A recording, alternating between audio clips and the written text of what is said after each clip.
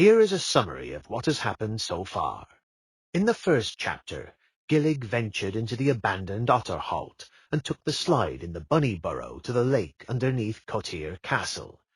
In Chapter 2, the evil great rat Gloomer survived his battle with the mighty pike Stormfin and found his way back into the lake beneath Cotir Castle.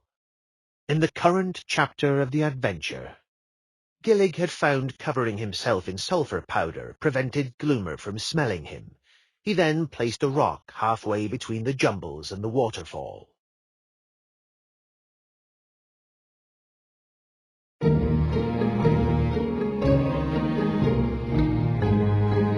Chapter 4. Cordial shows the way. The glow from the small opening illuminated the top of the rocks. Gillig, masked by the sulphur, did not see Gloomer lurking about. Now was his chance to figure out a way to get out of the cavern. Just as he was gathering his senses, Gillig began to feel the pangs of hunger gnawing at him. Gillig was at the top of the jumble of rocks. He saw a small opening in the rock wall.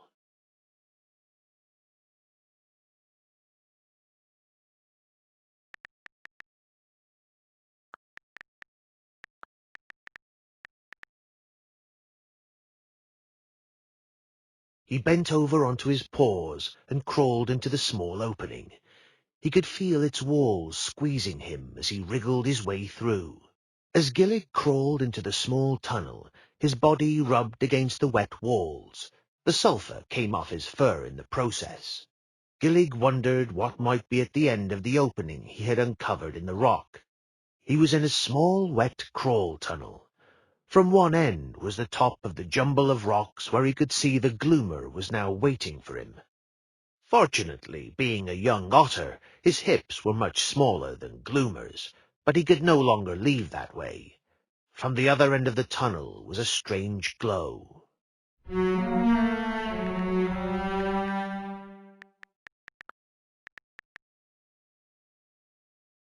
Gillig slowly crawled towards the glow before him. The young otter stood up and stopped in awe, completely dumbstruck by what he saw.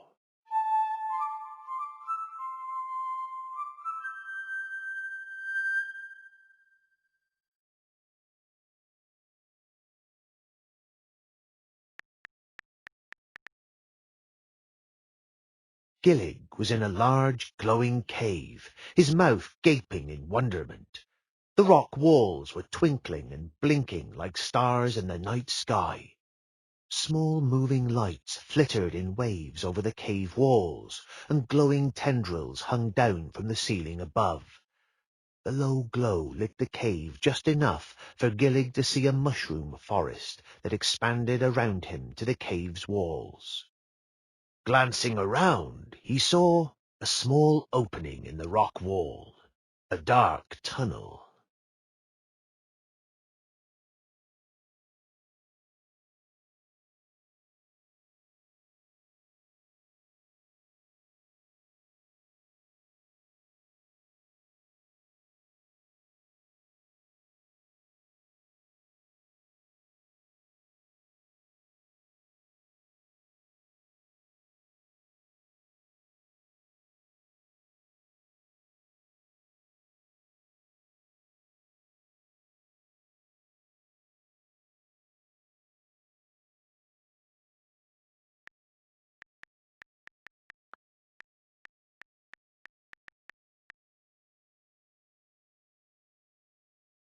There were many mushrooms in the cavern.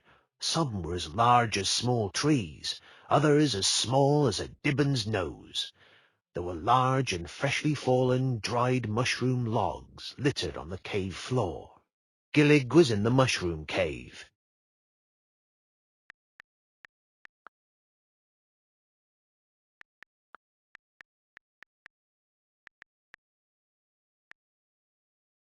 Gillig picked a good-looking mushroom from the earth. A long sniff at its marvellous smell determined it was safe enough to eat, and so he did, happily appeasing his rumbling stomach for the moment. Other mushrooms were growing near some dull leaden rocks that smelled odd. He avoided them completely.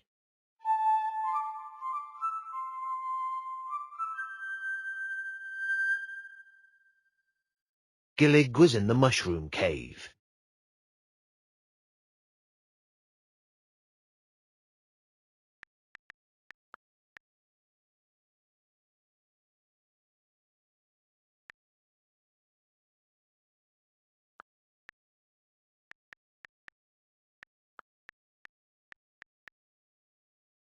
The rocks had a dull metal look to them, and grew out from the floor with many odd mushrooms growing on them.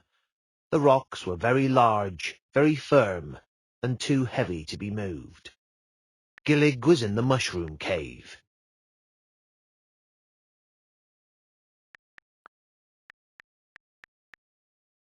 Gillig wanted to enter some place, but he did not know where he needed to go. Gillig was in the mushroom cave.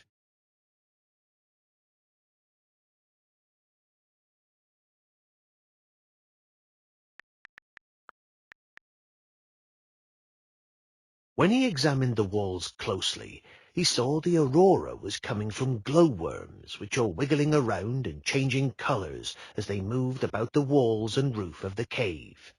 Gillig, rubbing his paw to his face, felt there was still something left for him to find before he could go back to the lake. Gillig was in the mushroom cave.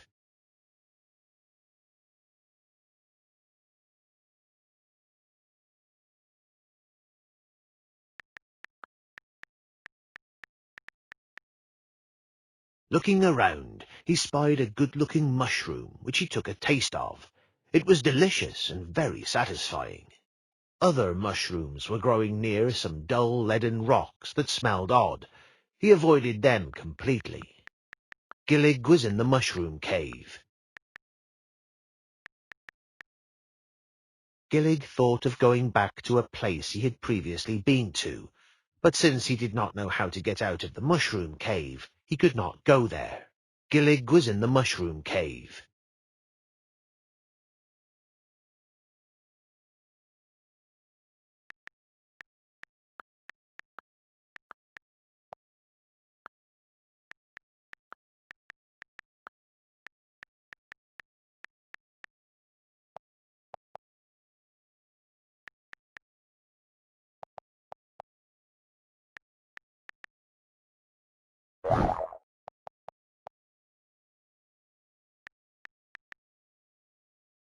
He wanted to look at something, but it was either not visible to him, or he could not find anything about it.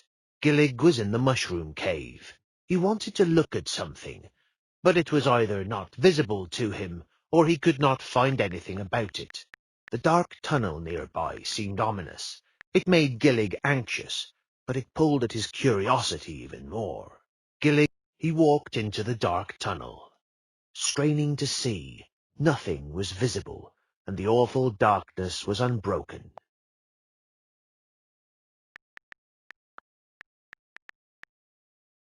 Through sense of touch, Gillig investigated the darkness and picked up something he found. He planned to check his belongings later. He felt around within the darkness. His paws waved openly in the space, discovering a yawning pit in the floor that spanned from wall to wall. Reaching into the pit, it seemed very deep, and the sides were so smooth and slippery that they could not be scaled.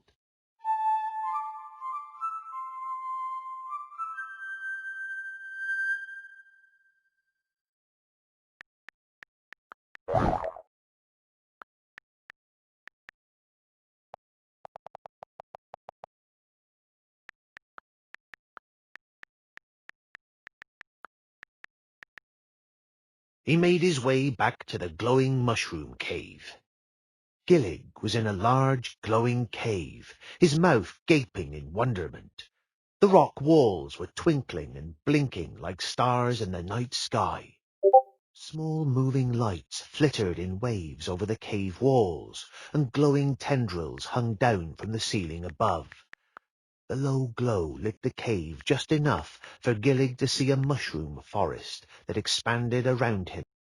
Gillig checked his belongings and noted he was carrying a small smooth rock, a cordial bottle. Gillig was in the mushroom cave.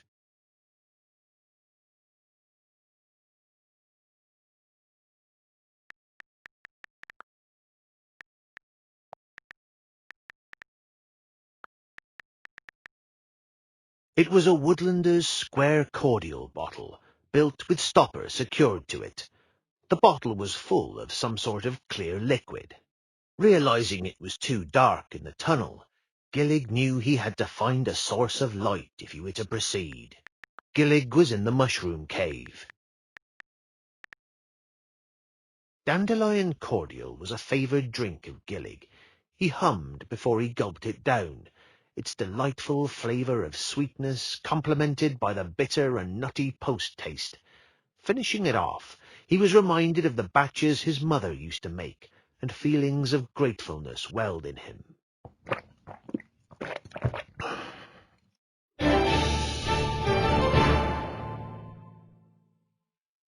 A badger lord appeared in Gillig's thoughts, his soft voice like the whisper of an owl's wing-beat in the night sky, proclaiming that you have earned the achievement title of Bottoms Up.